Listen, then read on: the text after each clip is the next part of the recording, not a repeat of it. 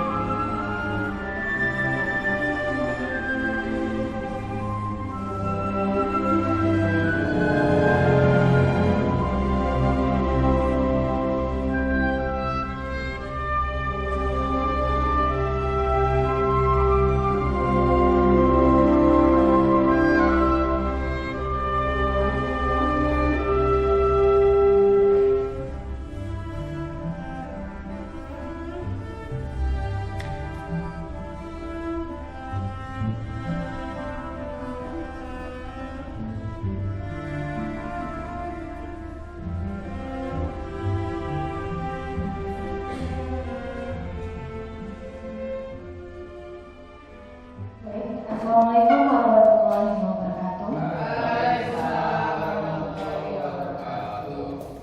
Yang terhormat Kepala KSDM 10 Tumijajar Bapak Asrul SPD serta Bapak Ibu guru di SD Negeri 10 Tumijajar yang berbahagia. Alhamdulillahirabbil alamin. Assalatu wassalamu ala asrofil anbiya'i wal mursalin wa ala alihi washabihi ajmain. Amma ba'du. Pertama, marilah kita ucapkan puji syukur kehadirat Allah Subhanahu wa Ta'ala karena atas rahmatnya kita dapat berkumpul pada pagi hari ini dalam keadaan sehat walafiat.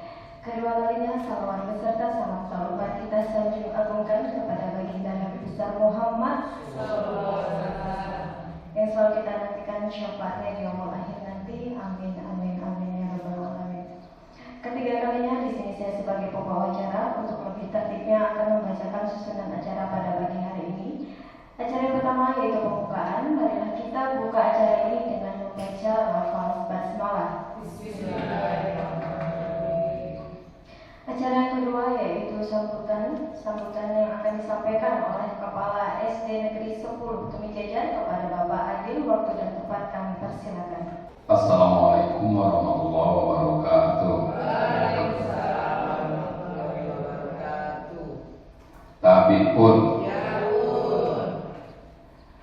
pertama-tama marilah sama-sama kita panjatkan bersyukur kehadirat Allah Subhanahu wa Ta'ala yang mana masih memberikan nikmat sehat kepada kita semua, sehingga alhamdulillah pada pagi hari ini, pagi menjelang siang ini, kita dapat melaksanakan suatu kegiatan di mana kegiatan ini yaitu aksi nyata desiminasi budaya positif di SD Negeri 10 Tumijajar. Mudah-mudahan dengan kegiatan ini sekolah kita akan menjadi lebih baik, akan menjadi lebih maju, yang tentunya ini akan menjadi harapan kita semua dan juga masyarakat yang ada di sekitarnya. Amin ya rabbal alamin.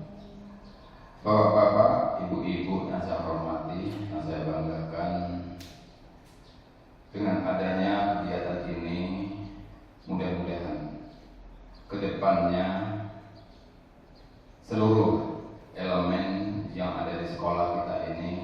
bisa bergerak, yang dalam hal ini dimotori oleh guru penggerak nasional.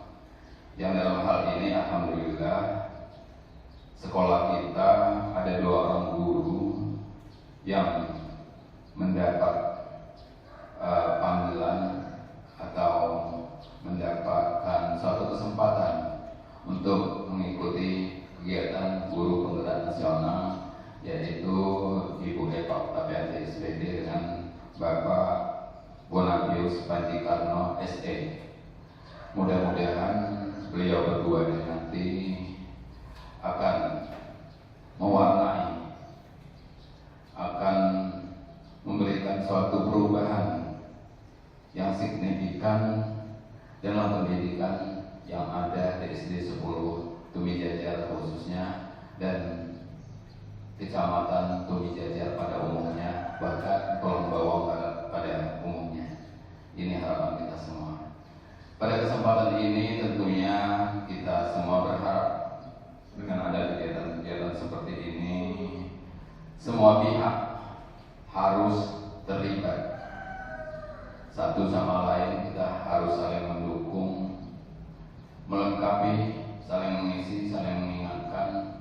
Yang tidak lain tidak bukan untuk memajukan sekolah kita, seperti menyangkut masalah administrasi, kelengkapan pembelajaran, yang mau tidak mau harus kita lengkapi. Di mana sebentar lagi mungkin akan ada kegiatan supervisi yang telah diberikan arahan oleh pengawas tadi. Kita harus punya sarana dan prasarana, itu harus lengkap. Ibarat kita berjalan ke medan perang, kalau senjata kita tidak memadai, wah bagaimana kita bisa tempur? Belum tempur aja kita bisa kalah. Tapi kalau senjata kita memadai, dalam hal ini perangkat pembelajaran yang komplit, didukung lagi dengan inovasi yang tinggi, terus didukung lagi dengan kemauan yang keras dan lain sebagainya. Mudah-mudahan kedepannya sekolah kita akan lebih baik lagi. Kepada yang lebih muda, teruslah berprestasi, dan kepada yang tua-tua, teruslah memberi motivasi. Ini harapan saya. Mungkin tidak banyak yang bisa saya sampaikan. Pokoknya saya berharap selama kegiatan ini kita kerjakan dengan semangat. Sekian dan demikian, Bapak akhiri. Billahi taufiq wal hidayah. Wassalamualaikum warahmatullahi wabarakatuh.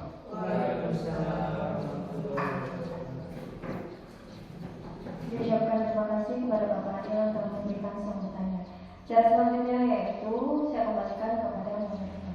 Pada Bapak Panji, kami persilakan.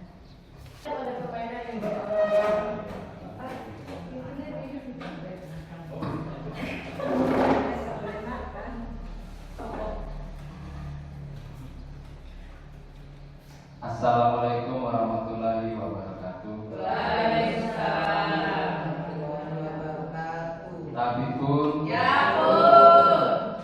Terima kasih Bapak Ibu sekalian sudah hadir di ruang ini untuk mendengarkan aksi nyata di desiminasi budaya positif yang akan dibawakan oleh Ibu Eva Oktavianti yang adalah calon guru penggerak angkatan 11 dari SD kita.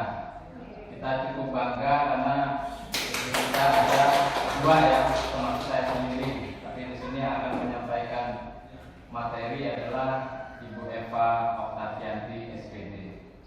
Selanjutnya waktu dan tempat saya persilakan kepada Ibu Eva. Izin Bu Eva.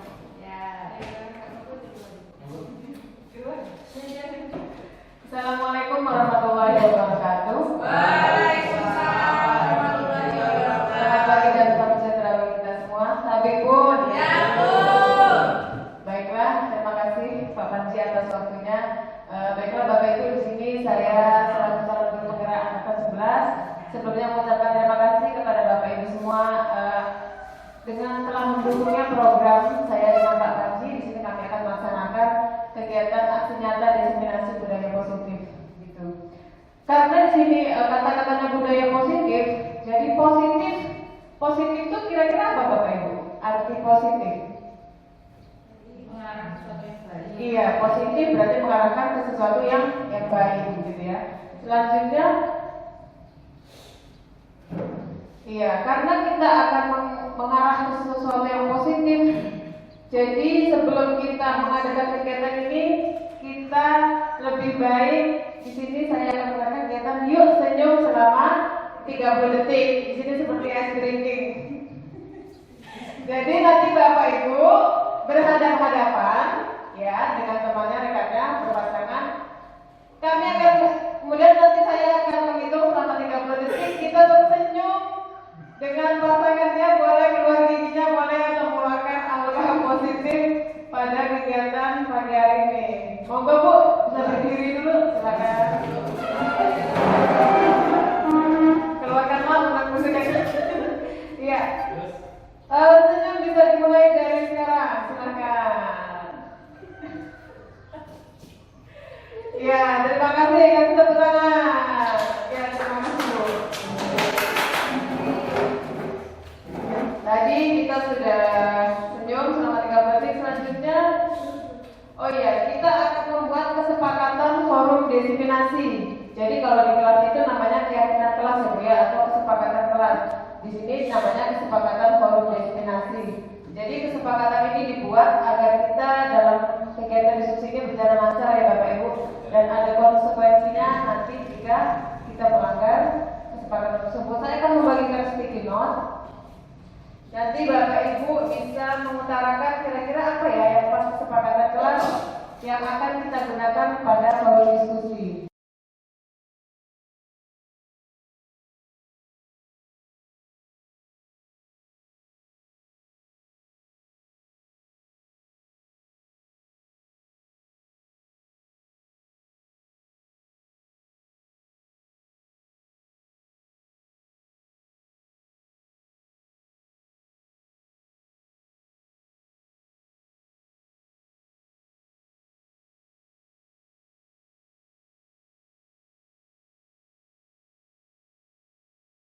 Biarkan Bapak Ibu boleh dituliskan, saya kasih waktu 5 menit saja untuk menuliskan kira-kira kesepakatannya apa. Kalau di sini kan menghargai siapapun yang menjadi pendengar yang baik. Jadi kita sepakati bersama kalau ada yang mendengarkan yang lain, kalau ada yang berbicara yang lain mendengarkan. Bapak Ibu boleh membuat kesepakatan yang sesuai kira-kira apa. Terserah bebas Bapak Ibu yang bisa kita sepakati bersama. Monggo. Kalau sudah selesai boleh ditempelkan di kertas karton salin saya.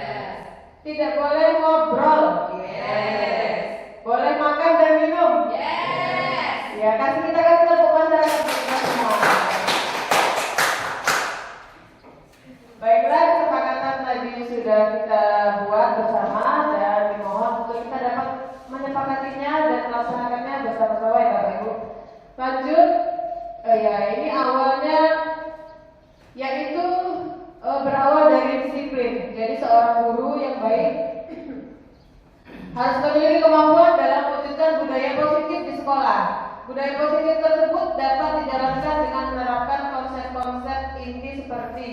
Di sini jadi ada 6 poin Bapak Ibu, nanti akan saya jelaskan garis besarnya. Yang pertama adalah disiplin positif, kemudian motivasi perilaku manusia, keyakinan sekolah atau kelas, kebutuhan dasar manusia, posisi kontrol, restitusi dan segitiga restitusi. Bisa saya terlalu cepat nggak Bapak Ibu?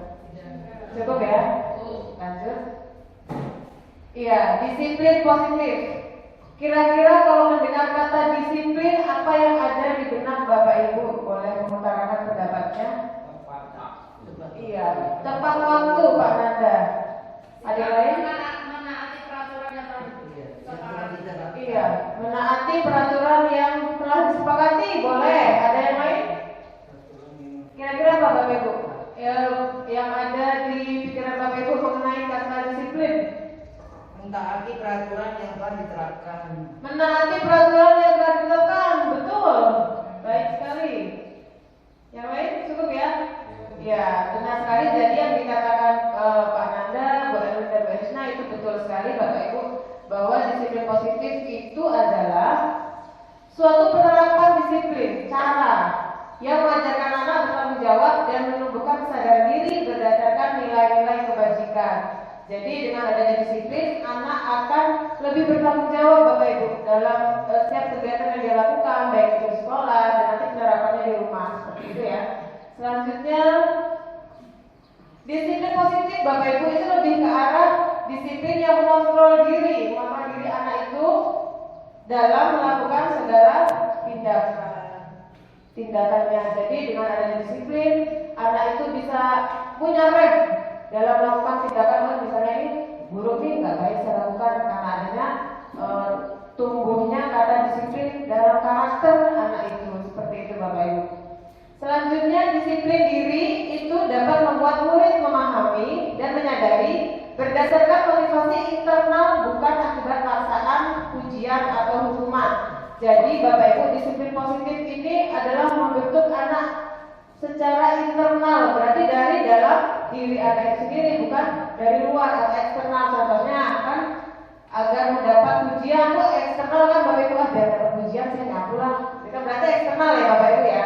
Selanjutnya, atau hukuman, saya nggak pernah takut nanti dapat hukuman. Jadi disiplin positif itu harus tumbuh dari dalam diri anak itu sendiri, atau yang disebut motivasi internal gitu. Selanjutnya, ya di sini ada dengan adanya disiplin akan menumbuhkan karakter dalam anak itu sendiri yang sesuai dengan profil pelajar Pancasila Bapak Ibu. Jadi kita kan di sini sudah kurikulum merdeka ya Bapak Ibu ya. Nah di kurikulum merdeka seperti sekarang ini, kita akan menanamkan atau membentuk anak itu menjadi 6 karakter sesuai dengan profil pelajar Pancasila. Yang pertama ada beriman, bertakwa kepada Tuhan Yang Maha Esa, kemudian berakhlak mulia. Selanjutnya mandiri, berkebijakan global, bergotong royong, kreatif dan benar, kritis. Memang semuanya ini mungkin butuh proses yang panjang ya Bapak Ibu untuk melaksanakannya. Jadi kita pelan-pelan gitu Bapak Ibu, pelan-pelan untuk menerapkan disiplin positif agar terbentuk karakter dalam peserta didik itu sendiri. Selanjutnya, poin kedua, saya akan menjelaskan mengenai motivasi perilaku manusia. Motivasi, kira-kira apa itu Bapak Ibu? Yang terpikirkan dengan kata motivasi. Mendorong, terdorong, boleh. Yang lain? Kira-kira motivasi itu apa ya?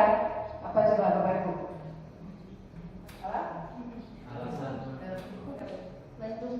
Mendukung, mendorong, boleh. Bagus. Alasan perilaku manusia, boleh. Masuk akal ya Bapak Ibu ya. Ada lagi mungkin? Pendapat.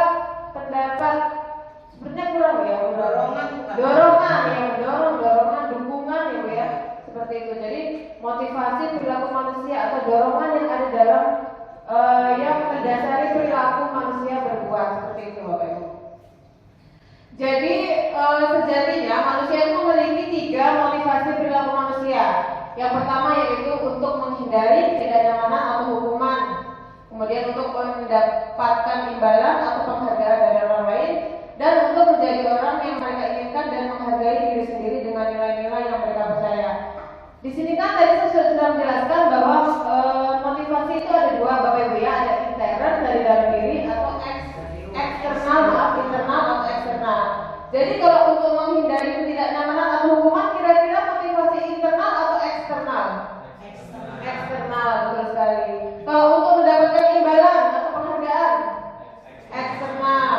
Untuk menjadi orang yang mereka inginkan dan menghargai diri sendiri, internal ya. Jadi Bapak Ibu, sebenarnya manusia itu memiliki 3 perilaku motivasi, dan yang harus diasah kita sebagai guru adalah yang internal. Jadi harus dari diri, dalam diri peserta didik itu sendiri, yaitu menjadi orang yang mereka inginkan dan menghargai diri sendiri dengan nilai-nilai yang mereka percaya.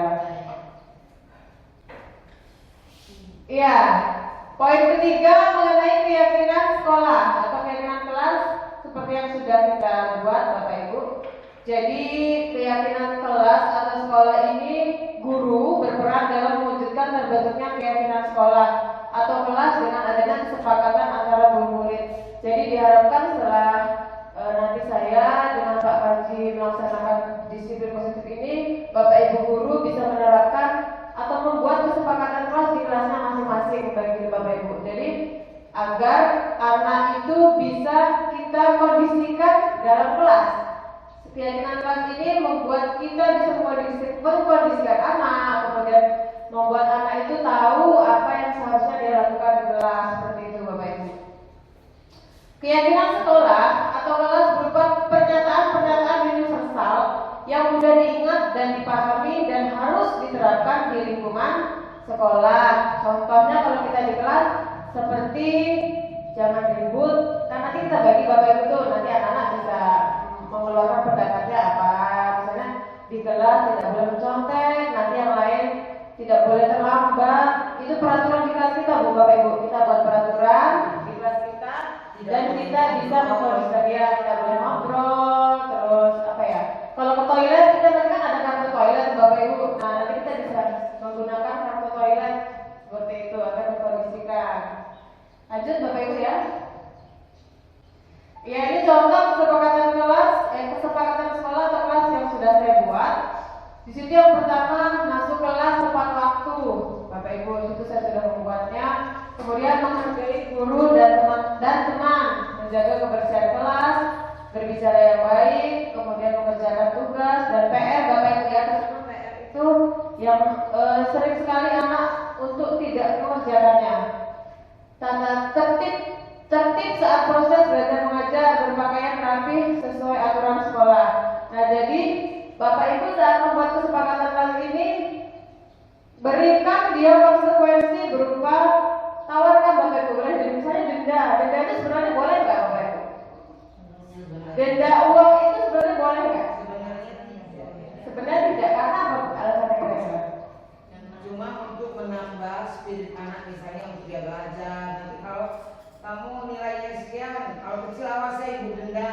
Oh iya, betul. Ada lagi mungkin coba kalau saya bertanya kira-kira denda itu boleh atau tidak diterapkan di keyakinan kelas untuk hukumannya? Boleh ya? Kalau saya boleh. Sebenarnya itu boleh Bapak Ibu. Boleh dengan catatan kita ada komunikasi dengan wali murid. Jadi Bapak Ibu saya membuat kesepakatan kelas dengan murid. Nanti ada dendanya misalnya sekian 5.000 dan dikumpulkan, nanti duitnya bisa dipakai untuk hal-hal yang positif. Seandainya beli sapu atau beli pel, itu sebenarnya boleh Bapak Ibu. Yang jelas dendanya itu tidak terlalu berlebihan ya Bapak Ibu ya, masih jangkauan anak. Jadi sebenarnya denda itu diperbolehkan seperti itu. Kita lanjut. Ice breaking. Biar apa ya, biar suasana tidak tegang, kita ice breaking lagi. Jadi nanti Bapak Ibu di sini kuncinya, guru berkata angkat tangan seadanya. Jadi harus ada kata-kata guru berkata. Guru berkata pegang hidung, nanti pegang. Kalau seandainya saya bilang pegang kuping, jangan pegang Bapak Ibu kalau nggak ada guru berkata. Pokoknya depannya harus ada kata-kata guru berkata.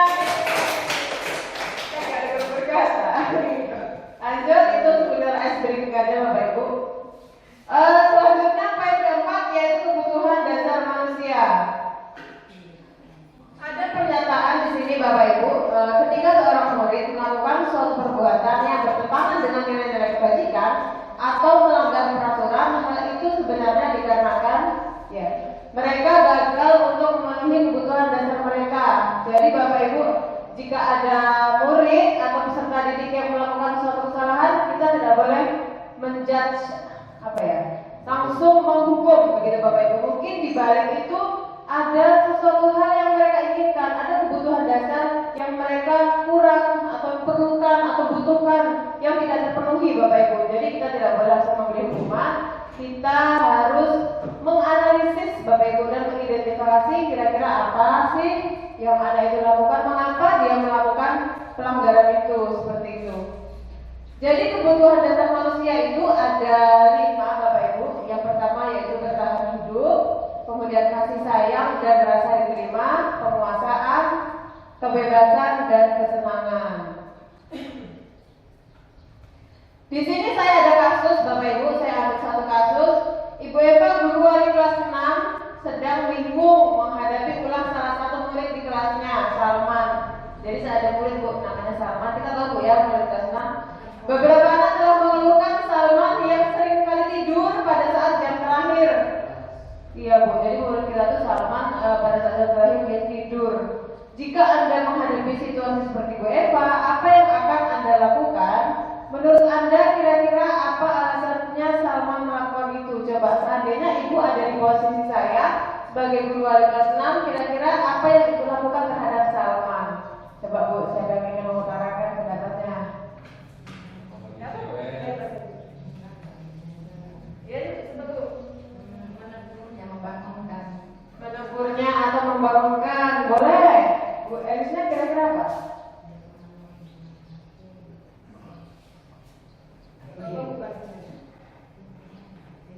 Menegur Salma, apa semalam nggak tidur karena main HP Salma? Oh iya. Berarti menegur dan menanyakan Bu ya, menanyakan alasannya. Bu Sri monggo. Iya, betul.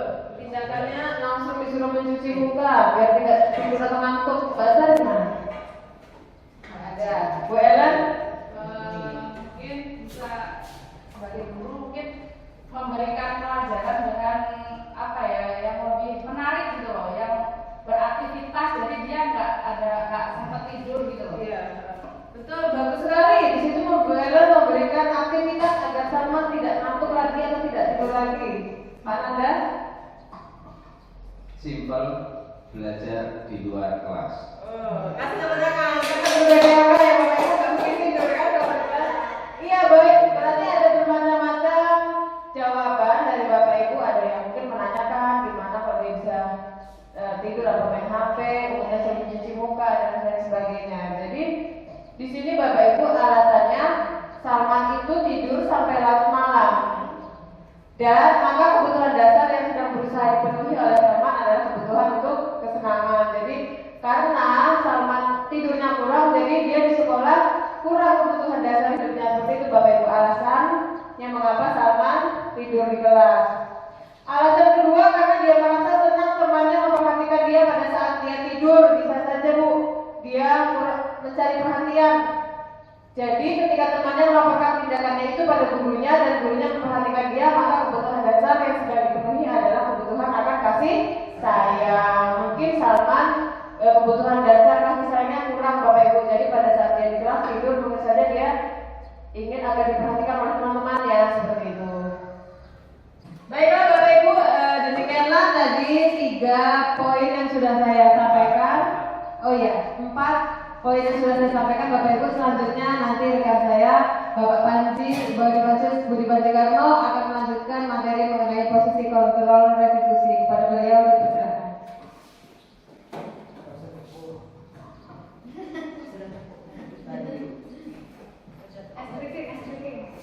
Aku mau nanya.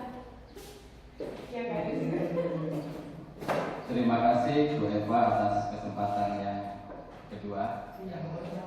Akan saya sampaikan.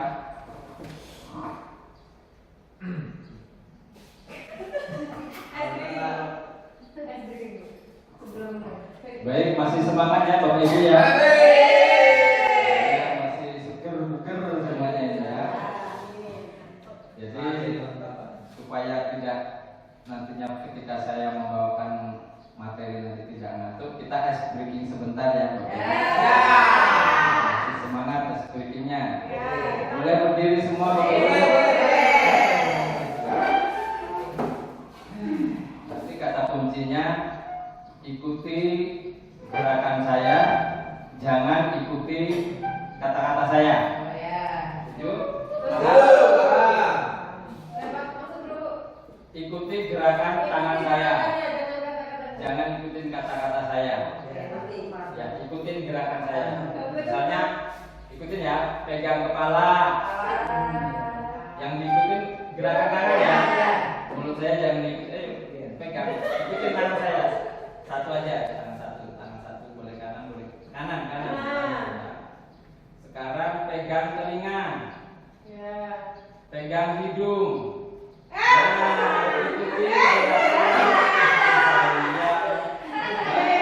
Ikuti gerakan tangan saya. Ulangi ya.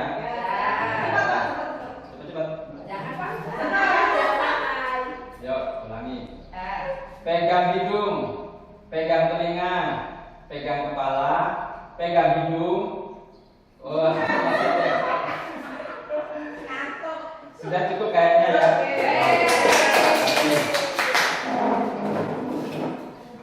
Baik, Bapak Ibu, seperti tadi yang sudah disampaikan Bu Eva bahwa kami ini calon guru penggerak angkatan 11, di mana diberi tugas untuk diseminasi budaya positif.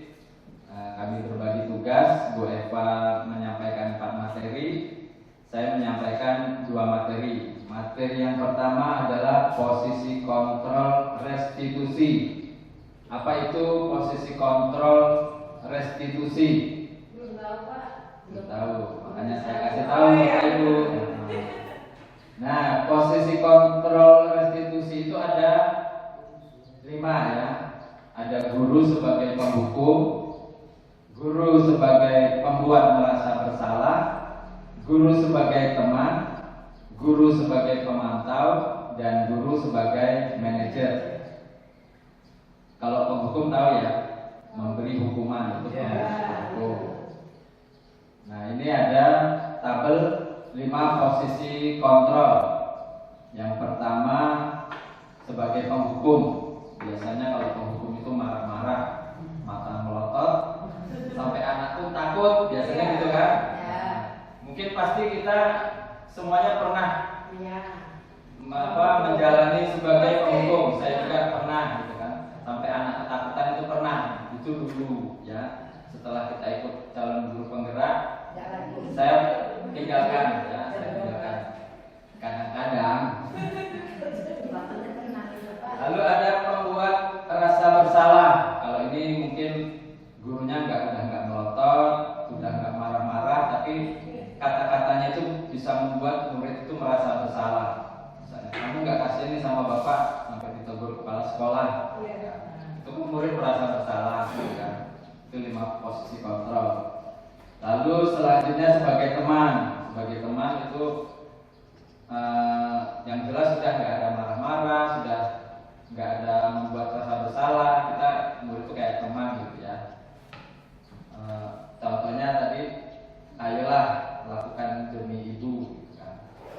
Pokoknya tidak ada membuat murid merasa bersalah, murid untuk gurunya, untuk pak guru, untuk guru gitu ya.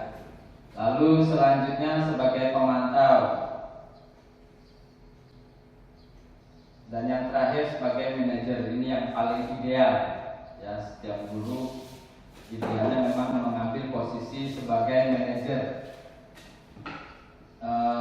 Kalau kita sebagai manajer itu kita membuat keyakinan terhadap murid-murid kita. Tidak ada lagi ya, pokoknya jauh dari mata melotot itu tadi pokoknya ya, yang mengerikan dan menakutkan. Baik, kita lanjut.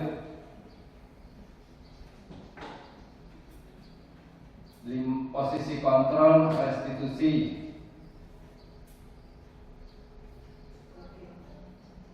Di antara kelima posisi kontrol tersebut, sebaiknya seorang guru menggunakan posisi kontrol sebagai manajer.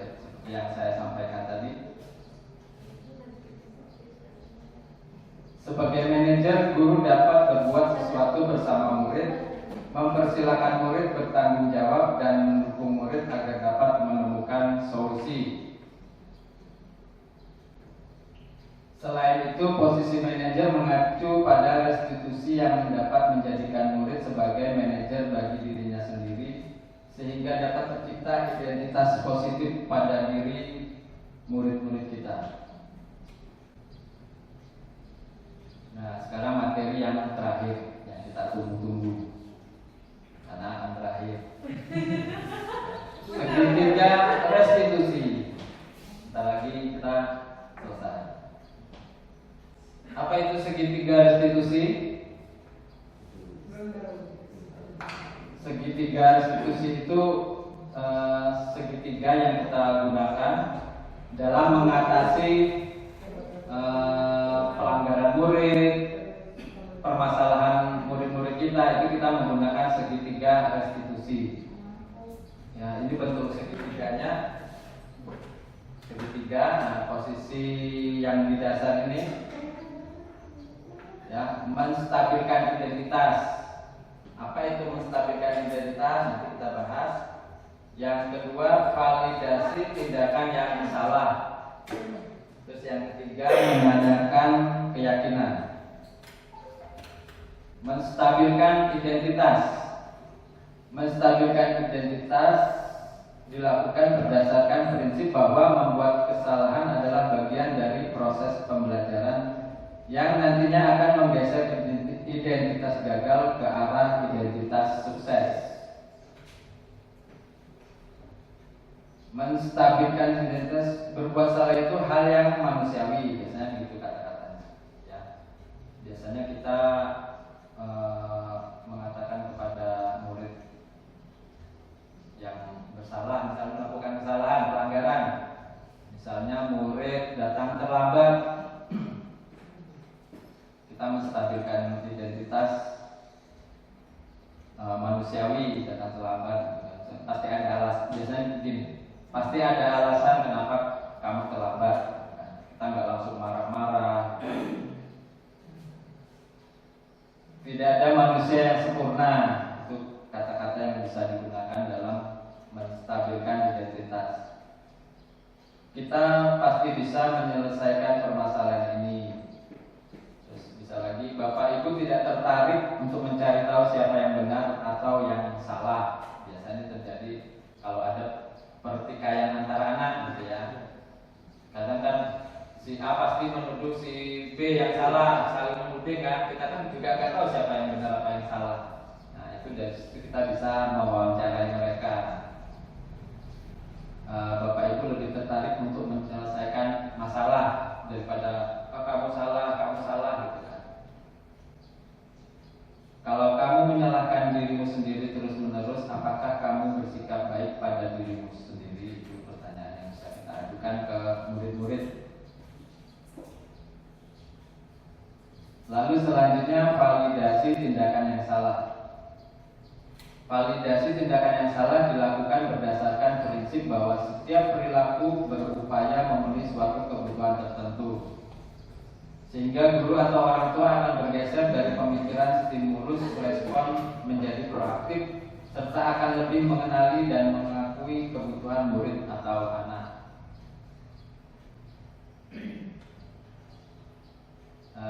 Contoh-contohnya yang bisa kita, percakapan yang bisa kita lakukan kepada anak ya. Kamu pasti punya alasan mengapa melakukannya. Apa yang penting bagi kamu? Kamu boleh tetap melakukan hal itu, tetapi dengan mengetahui batasan waktu, misalnya contoh. Atau kamu harus konsisten dan mengatur pola tidur, jam atau waktu tidur, contoh. Menanyakan keyakinan. Menanyakan keyakinan dilakukan dengan memberi pertanyaan-pertanyaan bermakna kepada murid atau anak untuk memunculkan motivasi secara intrinsik. Internal tadi ya, tadi dibahas motivasi intrinsik itu motivasi dari dalam atau internal. Sehingga mampu mengaitkan keyakinannya dengan tindakan yang salah. Nah, ini yang bisa kita gunakan untuk percakapan dengan murid yang melakukan pelanggaran atau membuat kesalahan. Apa nilai yang kita percaya di sekolah kita? Nilai-nilai apa yang telah kita sepakati bersama di kelas? Gitu kan, ada kesepakatan kelas. Kalau sekarang istilahnya keyakinan kelas. Kalau dulu ada istilah kesepakatan kelas, sekarang itu keyakinan kelas seperti ini ya. Kelas yang ideal itu seperti apa sih? Kamu ingin jadi anak seperti apa? Apa yang kamu rasakan ketika kamu melakukan itu? Kamu menjadi orang yang seperti apa?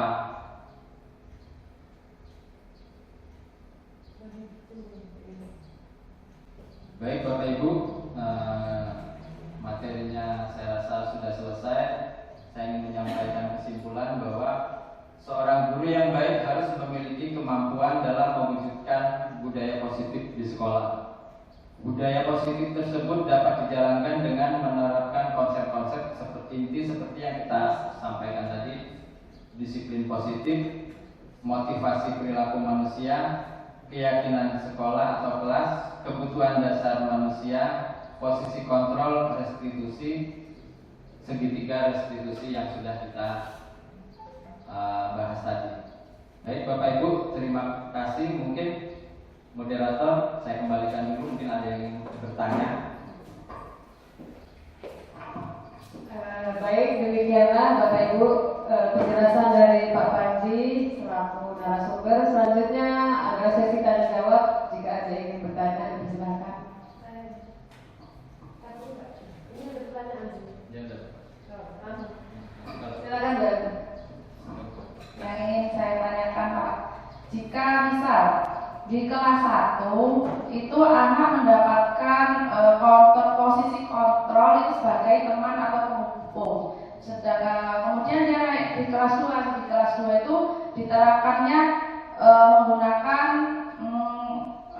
posisi manajer. Nah, bagaimana dampaknya terhadap anak tersebut? Dampak waktu di kelas 1 Ya. dia diperlakukan sebagai dihukum lah ya. ya teman dan dihukum. Waktu di kelas Kedua dia mendapatkan guru sebagai manajer. Ya. Ada lagi. Selanjutnya jika ada yang bertanya, Tolong dicatat. Bu Ra, silakan Bu.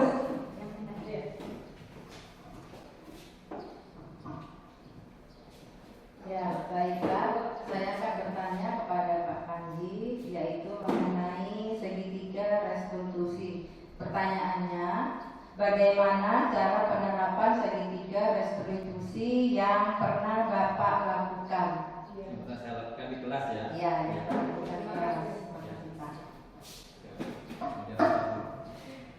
Baiklah, cukup ya Bapak Ibu, dua pertanyaan akan dijawab langsung oleh Bapak Panji. Pada beliau dipersilakan.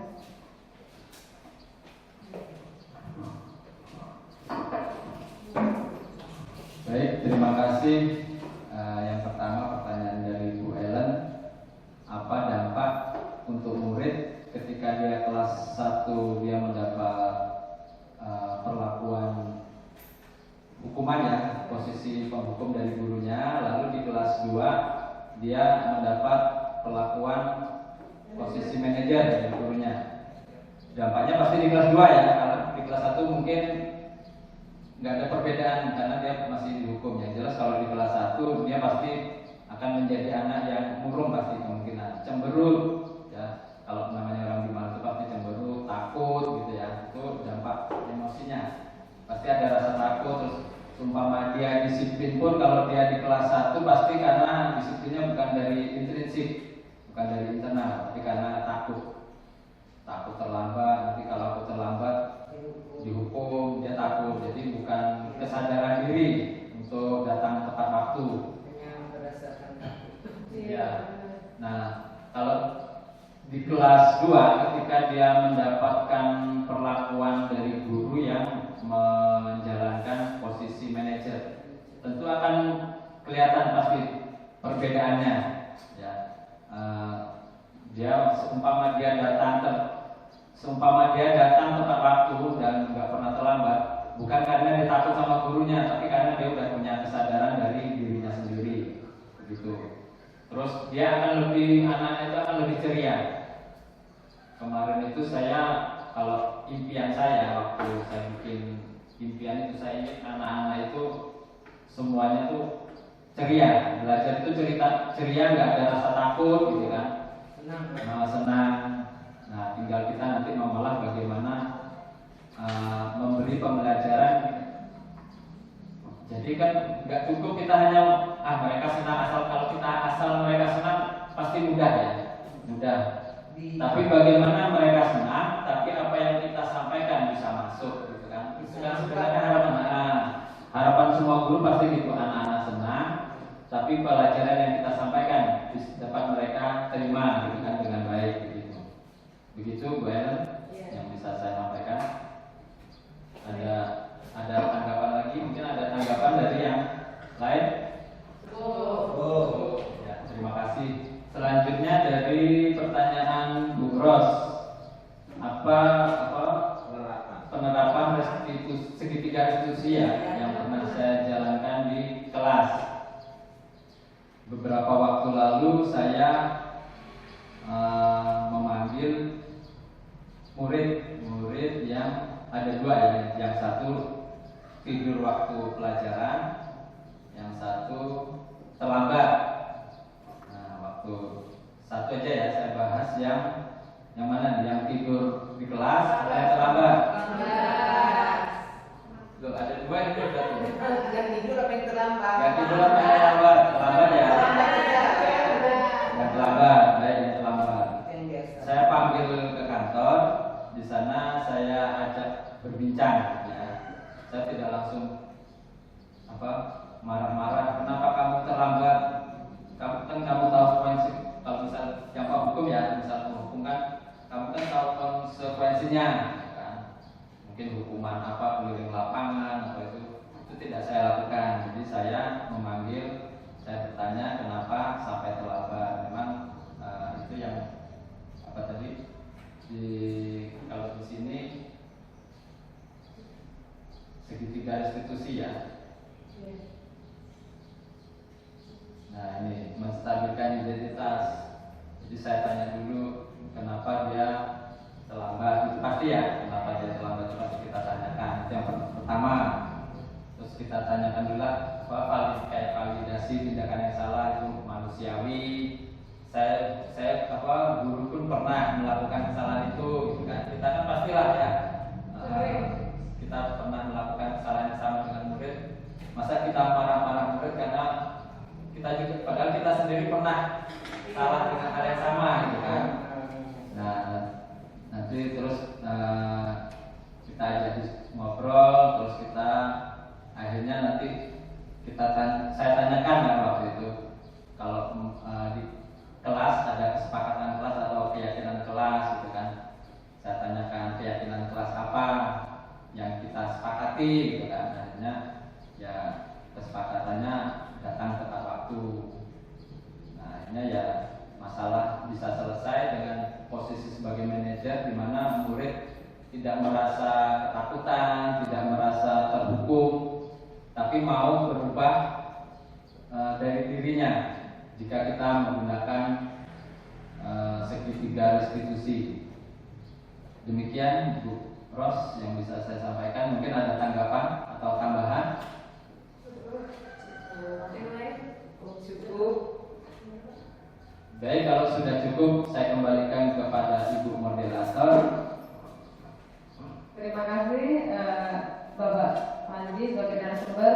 Baiklah Bapak Ibu, demikianlah pelaksanaan diseminasi aksi nyata modul 1.4 mengenai budaya positif yang kami laksanakan. Saya Ibu Eva Fadjati dan Bapak Budi Karna mengucapkan terima kasih yang sebesar-besarnya atas partisipasi Bapak Ibu ikut dalam kegiatan diseminasi ini. Dan apabila ada kata-kata yang kurang berkenan, saya mohon maaf, dan kepada Allah saya mohon ampun. Saya akhiri wabillahi taufiq wal hidayah. Wassalamualaikum warahmatullahi wabarakatuh. Waalaikumsalam warahmatullahi Kita semangat untuk kegiatan ini.